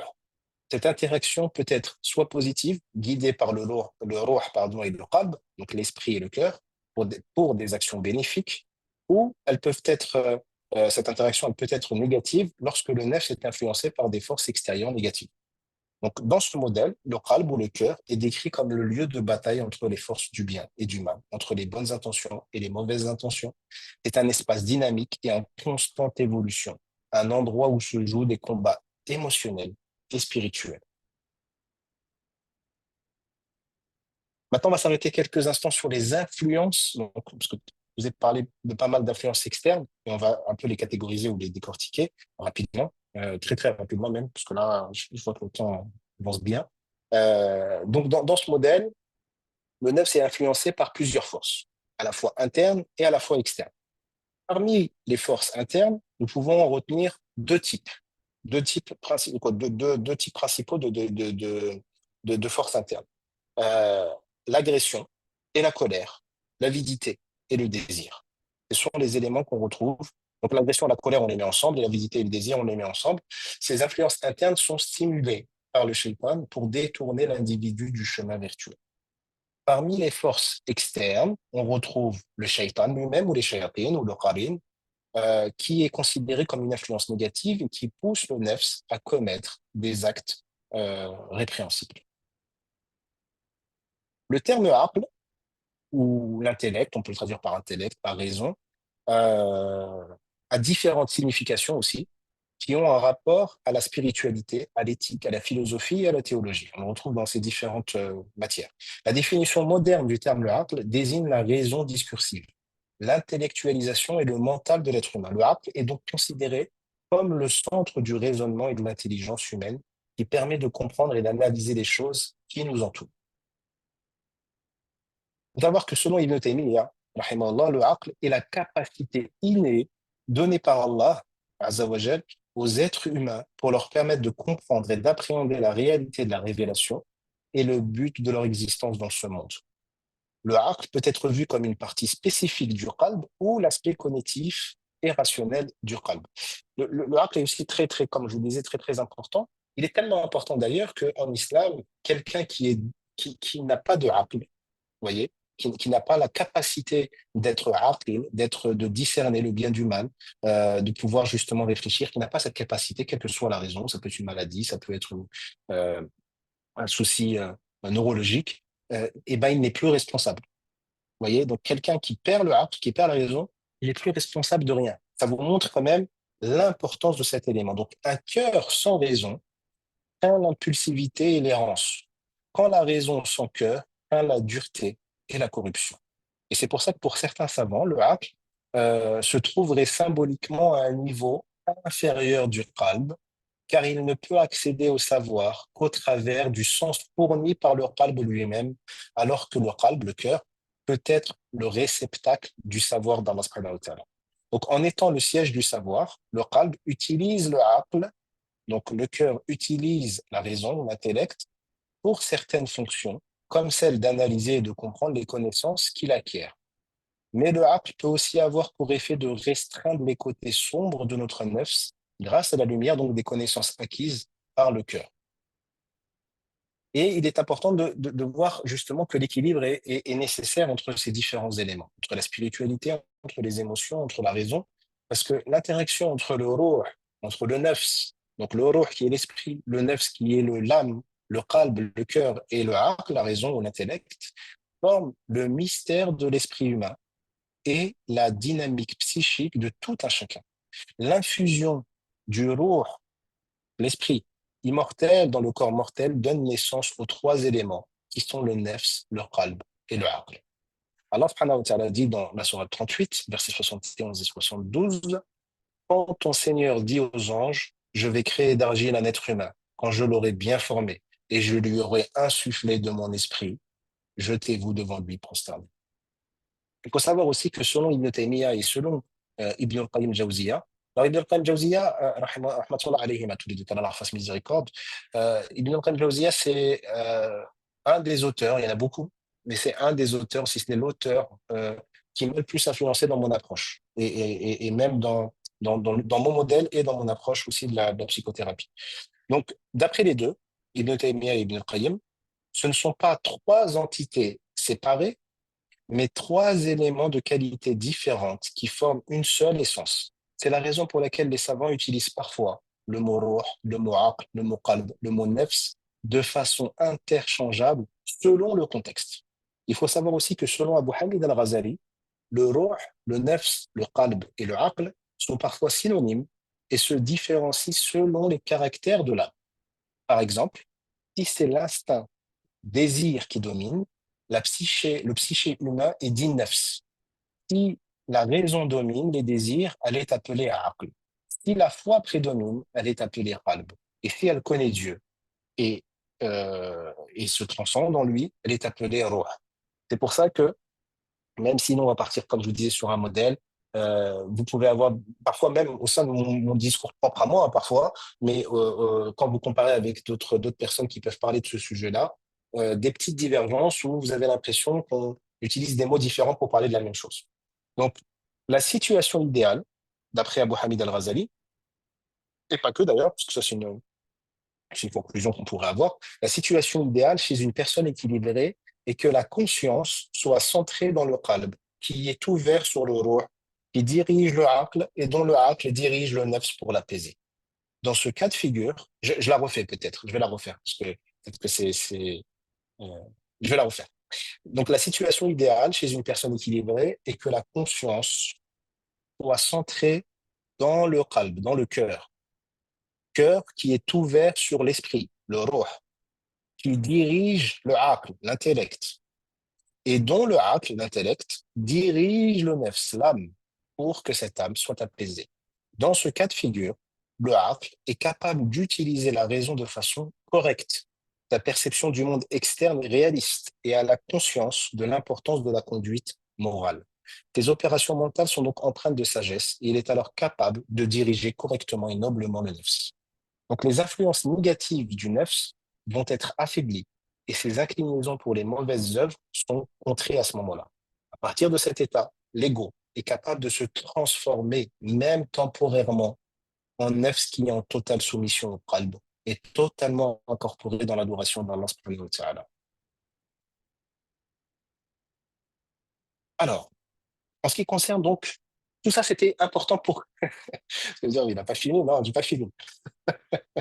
Il nous reste encore un peu de temps. Inch'Allah, on va essayer de terminer bientôt. Mais tout ce que je viens de vous dire me semblait essentiel, parce que si je vous avais juste balancé mon modèle comme ça aurait été joli, sympa, etc. On aurait passé un bon petit moment, mais ça aurait pas été clair du tout pour beaucoup, et ça vous aurait, je pense, plus perturbé qu'autre chose. Donc, tout ce qui vient d'être dit avant est très important pour saisir ce qui va être dit maintenant.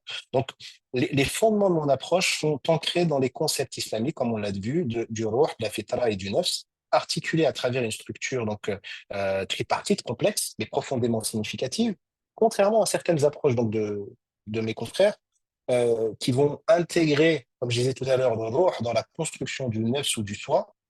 Ce que moi je vais faire, c'est que j'adopte une perspective un peu différente pour deux raisons principales. Je vous ai partagé euh, je les ai un peu partagés tout à l'heure. La première, c'est que on a une connaissance du ruh qui est extrêmement limitée. On connaît juste un peu sa définition, en fait. On n'en sait pas plus. En ce qui concerne le mot ruh, on ne sait pas vraiment grand-chose et Allah subhanahu wa ta'ala lui-même dit qu'il nous a donné que peu d'infos dessus. Donc, nous savons seulement qu'il représente un souffle vital qui va générer la vie à un corps qui est autrement inerte. Ça, c'est la première raison pour laquelle moi, je ne vais pas intégrer le ruh directement dans le nefs. Je le mets sur le côté.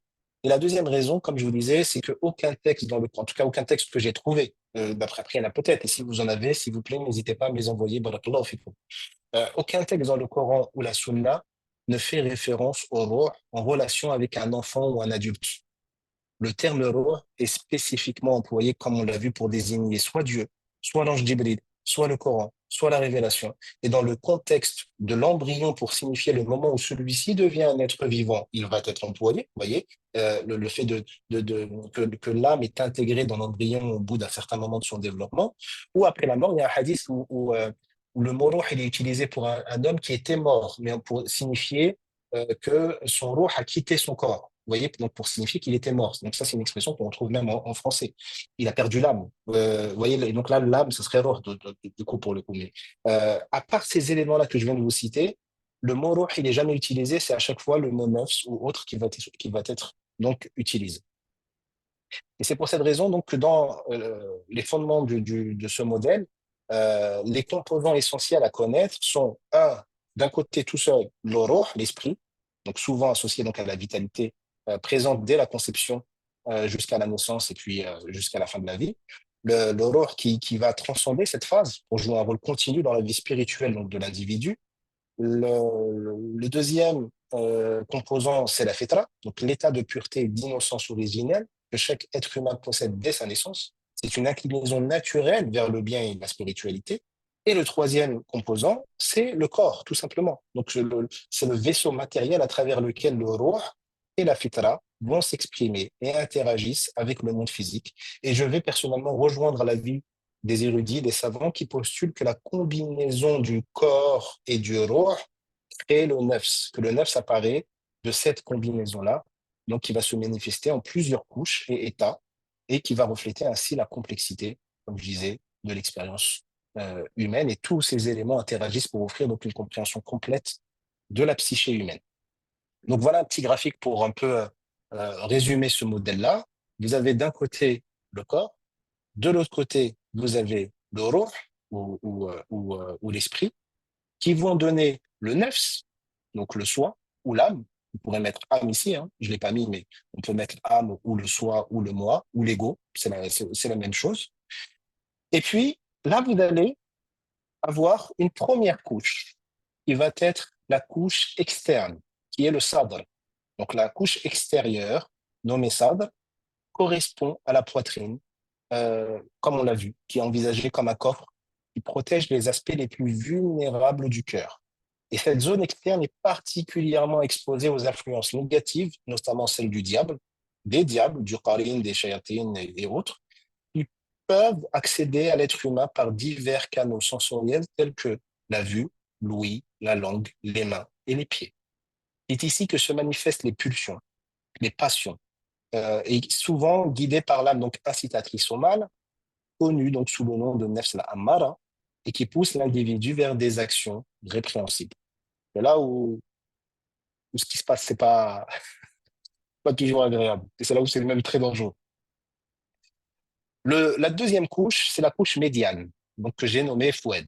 La couche médiane, c'est la couche qui est le centre où l'intellect et les émotions sont basés et se rencontrent intensément.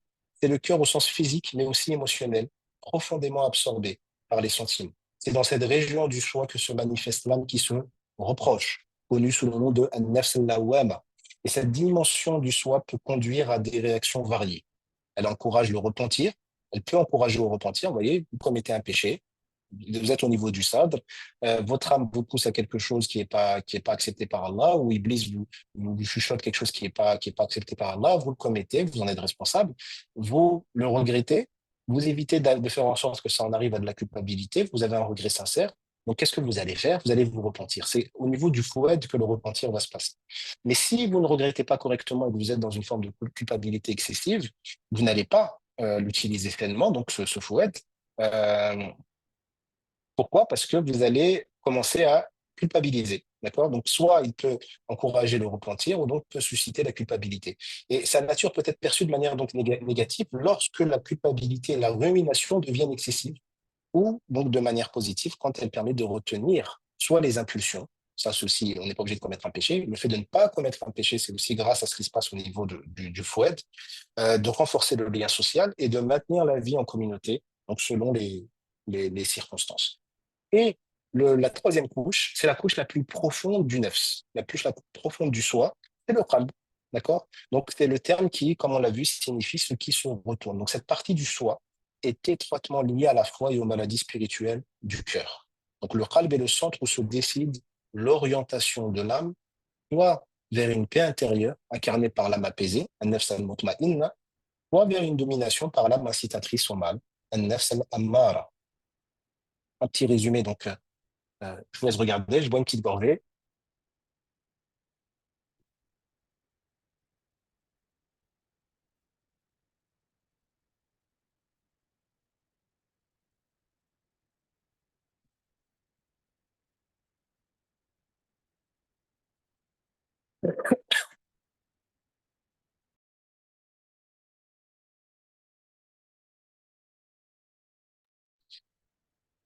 Ah, je crois que j'ai désactivé le son, mais est-ce que j'ai... Oui, c'est bon, je l'ai remis.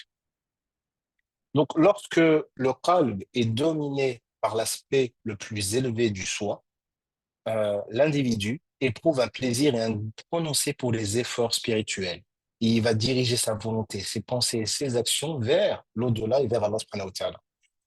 Et cette orientation va représenter un état de réalisation spirituelle où l'âme atteint une harmonie avec les commandements divins, favorisant ainsi une vie orientée vers des valeurs élevées et éternelles. C'est de cette manière, pardon, désolé, c'est de cette manière qu'on alimente une foi forte, qu'on alimente sa foi tout court et qu'on prend même du plaisir dans des actes de culte et d'adoration. C'est quelque chose qui peut prendre du temps, pas forcément magique. Et lorsque l'âme incitatrice au mal ou nefs el-ammara domine le qalb, l'individu peut éprouver une augmentation des pulsions destructrices et un comportement éloigné des valeurs morales et spirituelles. Cette domination entraîne souvent un désordre émotionnel et spirituel. Et euh, c'est ça qui va influencer négativement les autres et provoquer même une perte de la paix intérieure. En conséquence, la foi peut s'affaiblir, compromettant la relation avec Allah et la capacité de suivre ses enseignements. Et là, vous avez une réponse par rapport à toutes ces questions qu'on peut recevoir, c'est pourquoi j'arrive pas à faire ceci, pourquoi je n'arrive pas à prier, ou alors que je pense avoir envie, etc. C'est déjà un élément de réponse. Dans un tel état, il est crucial d'orienter de nouveau le cœur vers une disposition plus spirituelle pour restaurer l'équilibre et favoriser une guérison authentique de l'âme. Là, on parle de guérison de l'âme par le cœur.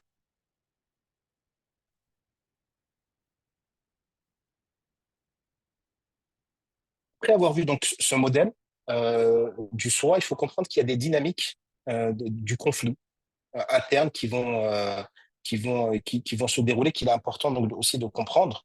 Euh, alors attendez, juste, est-ce que je suis dans le bon slide? Oui, c'est bon. Donc le soi va être soumis à l'assaut de trois principales entités nuisibles qui peuvent déstabiliser l'équilibre spirituel de l'individu. La première, alors attendez, je vais peut-être vous mettre un autre slide. Voilà, ça va être mieux comme ça. La première, c'est l'âme incitatrice au mal, qui va donc agir à travers les passions, les désirs, les pulsions. Et cette entité va pousser l'individu vers des comportements égoïstes et destructeurs. La deuxième, c'est les diables, le qarin ou les autres shayatin ou djinns. Ces forces maléfiques peuvent influencer le soi directement par les sens, donc la vue ou l'ouïe, ou indirectement à travers les paroles, les mains et les pieds. Ils exploitent les faiblesses comme l'âme incitatrice au mal et l'âme qui se reproche pour induire culpabilité, doute et désordre. Et le troisième élément, le troisième adversaire du soi, eh ben, c'est les humains, tout simplement, ou les diables parmi les humains, parce que certains comportements humains peuvent également agir comme des provocations ou des tentations, exacerbant les luttes internes et les tendances négatives du soi.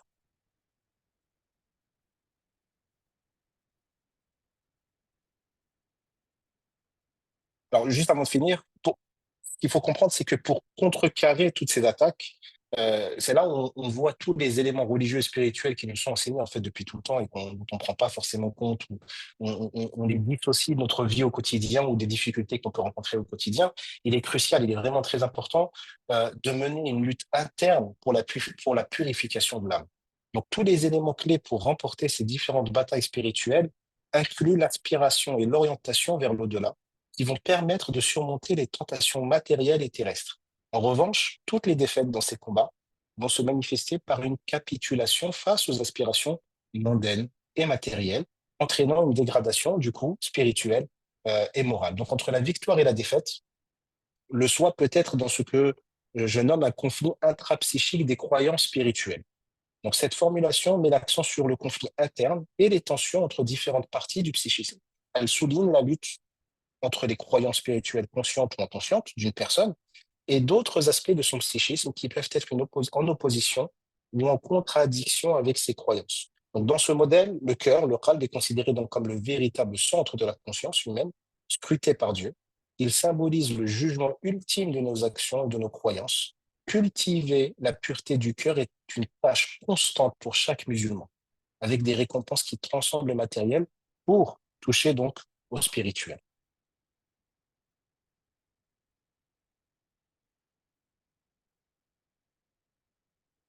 Alors, j'arrive à la fin, donc pour conclure, j'ai essayé de faire au plus vite. Vraiment désolé si j'ai été long. J'espère ne pas avoir été trop long pour tous. Euh, mais ce qu'il faut comprendre, c'est déjà que ce modèle, c'est le résultat d'années de recherche et d'analyse et puis de, de, de, de discussions aussi avec quelques machéires, avec des frères. Et je remercie là publiquement, notamment un frère en particulier qui est Yassine. C'est mon ami proche et avec qui j'ai eu énormément de discussions très, très profondes sur le sujet qui m'a aidé énormément à mettre en place donc ce modèle.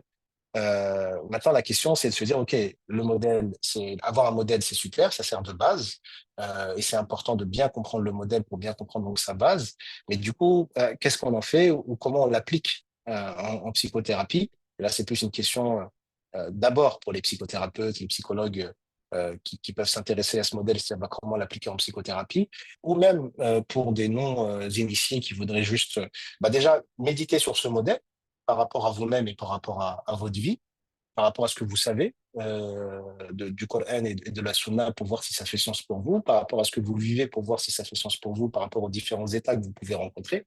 Maintenant, d'un point de vue clinique, ce modèle du soi a donné la création d'une approche qui est l'approche donc Craft, dont la sœur Hafsa vous a parlé tout au début, mais sur lesquelles je ne vais pas m'attarder, je ne vais pas la développer. Donc, c'est mon modèle clinique que j'ai aussi mis en place. Ça fera aussi l'objet d'une publication, Inch'Allah. Euh, je vais vous en parler très très rapidement, mais je ne veux pas du tout développer. Donc, il faut comprendre que donc, c'est un acronyme, d'accord? Comme vous le voyez là dans le slide, ça veut dire soin et autonomisation par la thérapie religieuse active. Ici, le terme soin, il va au-delà de la simple réduction des symptômes. Le but, c'est pas juste de réduire les symptômes d'une personne. Il va englober donc une approche holistique qui va viser à améliorer le bien-être mental, émotionnel, et spirituel de l'individu. Le but donc n'est pas juste de réduire les symptômes, c'est d'améliorer l'état de chacun, quel que soit son état ou ce qu'il peut rencontrer, qu'il ait ou non des symptômes importants ou non.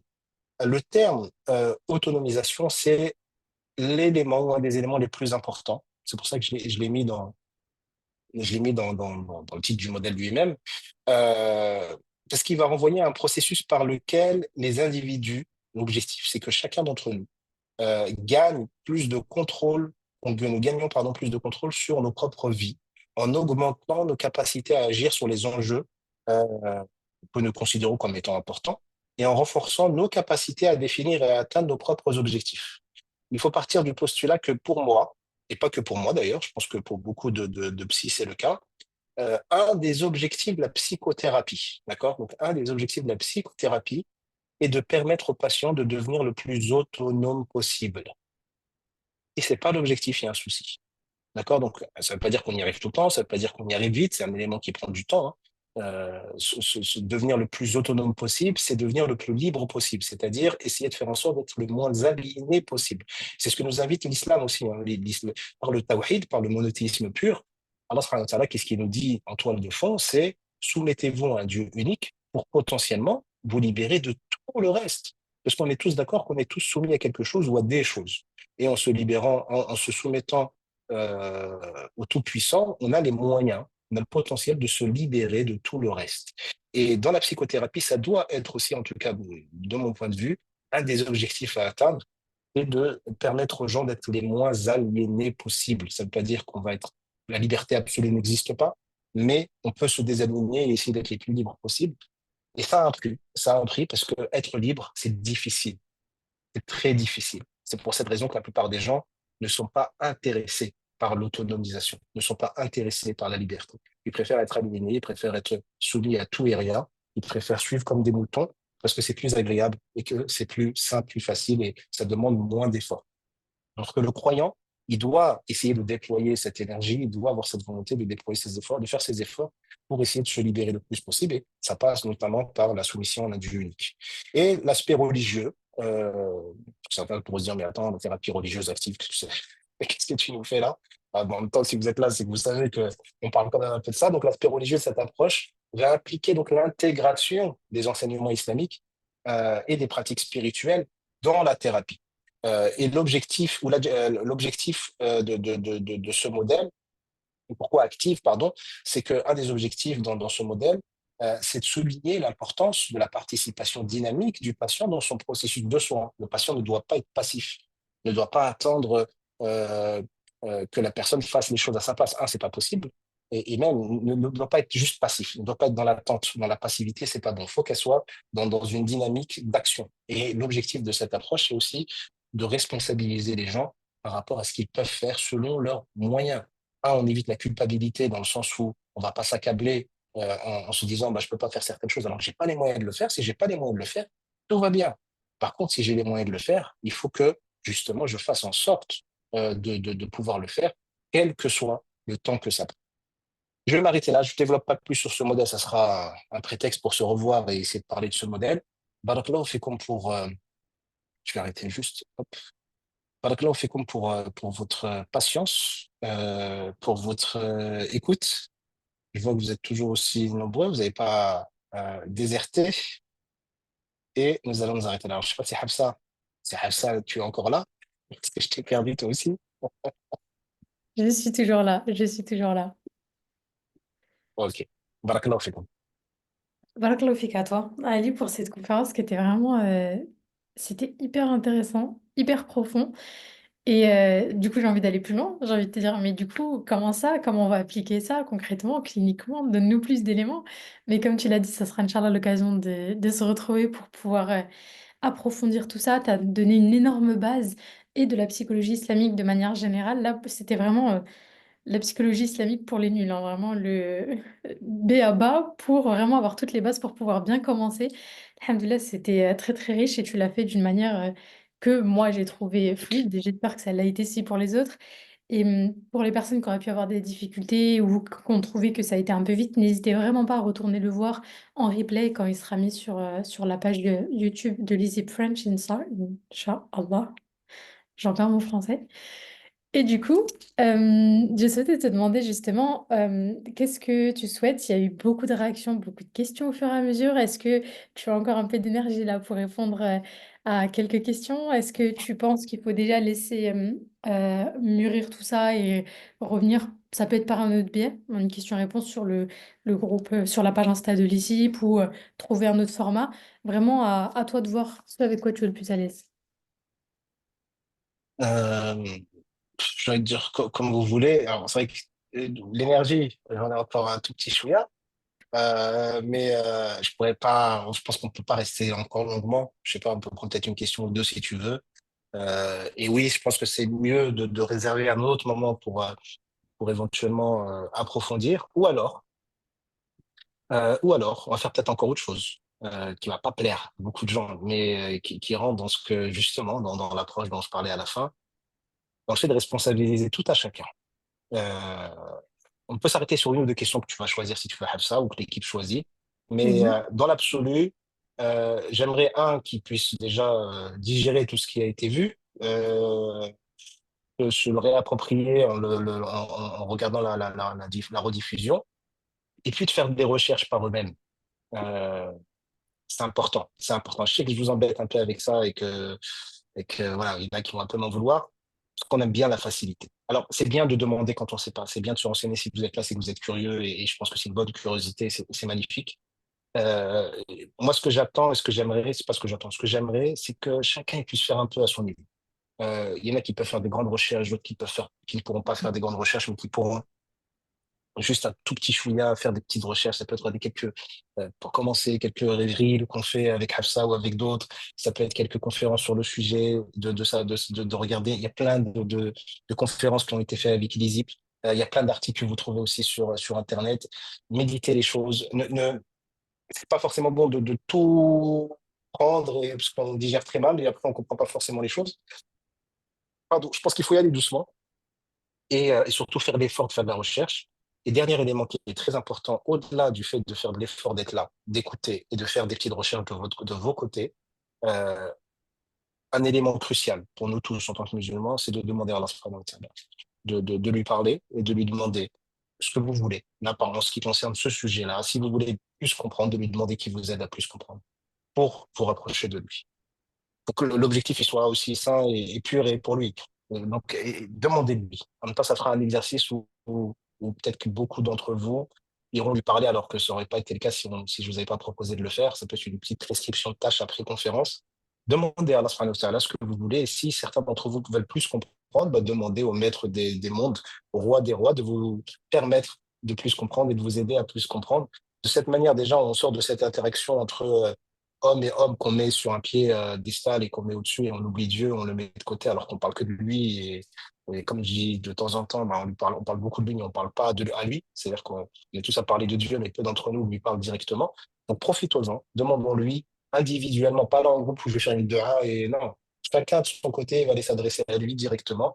Il est en capacité de tous nous écouter en même temps. Et donc, demandez-lui qu'il augmente nos et vos sciences sur le sujet pour nous aider à mieux le connaître, mieux le comprendre et mieux nous rapprocher de lui. Demandez-lui ce que vous avez au plus profond de votre cœur.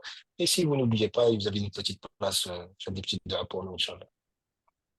Inch'Allah, Inch'Allah, barakallahu fik pour ce mot de la fin. Je pense que c'est hyper important et j'aimerais juste rajouter un petit élément et tu me diras si tu me rejoins ou pas là-dessus, mais le fait de se rappeler, de se souvenir que c'est une science humaine donc qui est toujours en évolution et surtout en ce moment et qu'il ne faut pas prendre tout ce que nous on peut amener comme argent comptant dans le sens comme un état définitif des faits, des théories, des éléments. Pour l'instant, alhamdoulilah, c'est le modèle que tu as trouvé. Peut-être que dans quelques années, après d'autres recherches, après des essais cliniques, tu te rendras compte qu'en fait, non, c'est pas exactement cela, et tu vas le modifier de X ou Y manière, et de comprendre que, parce qu'il y a eu certaines questions qui étaient extrêmement précises sur ben, si X est égal à Y, dans ce cas-là, pourquoi Z est égal à... nous-mêmes, on cherche. On est nous-mêmes encore chercheurs, encore étudiants dans ces domaines-là. Donc, c'est une excellente manière que de finir en invitant tout le monde à venir participer et à aider et à soutenir ces recherches-là.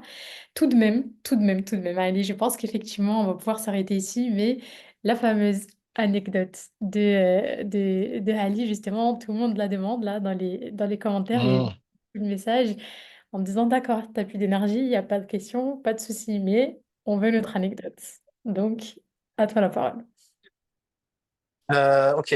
Alors, la petite anecdote, c'est une histoire qu'on rapporte sur Ali ibn Abi Talib quand il était calife de l'islam. Mais c'était par rapport je crois que c'est dans des racines de mots, je crois. C'était par rapport au soufflement. Ouais, et tu vois, quand on est apaisé. Et il y avait des ascètes qui ont questionné Ali ibn Abi Talib en lui disant, prince des croyants, est-ce que tu bois de l'eau tiède ou fraîche? Pourquoi? Parce que les ascètes s'efforçaient de boire de l'eau tiède pour ne pas prendre du plaisir à boire. Donc, dans leur forme d'ascétisme, ils étaient dans une forme de privation de certains bienfaits mondains, terrestres, etc., dont l'eau fraîche. Et ils ont questionné, ah, toi, tu bois de l'eau fraîche ou tu bois de l'eau tiède? Et il leur répondit, je bois de l'eau fraîche. Parce que quand il fait chaud, quand on a soif, et qu'on boit de l'eau fraîche, que notre nef se ressent en termes de satisfaction, nous permet de le louer d'une manière encore plus profonde.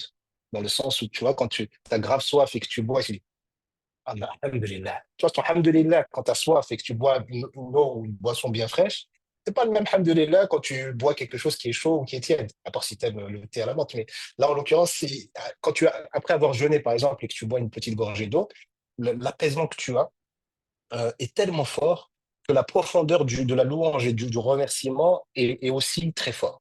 Et donc là, Ali bin Abi Talib leur a donné une leçon sur le fait, vous pensez qu'en vous privant, vous vous rapprochez de lui, mais il y a certaines choses qu'il faut accueillir et accepter. Et une des manières d'être reconnaissant vers Allah, subhanahu wa ta'ala, c'est d'accepter ses bienfaits et ses cadeaux, tout simplement, parce que ça provoque des belles choses, en tout cas quand on est dans le bon mood dans la bonne compréhension, ça provoque des bonnes choses comme juste une louange ou un remerciement qui va être extrêmement profond sur le coup. Inch'Allah.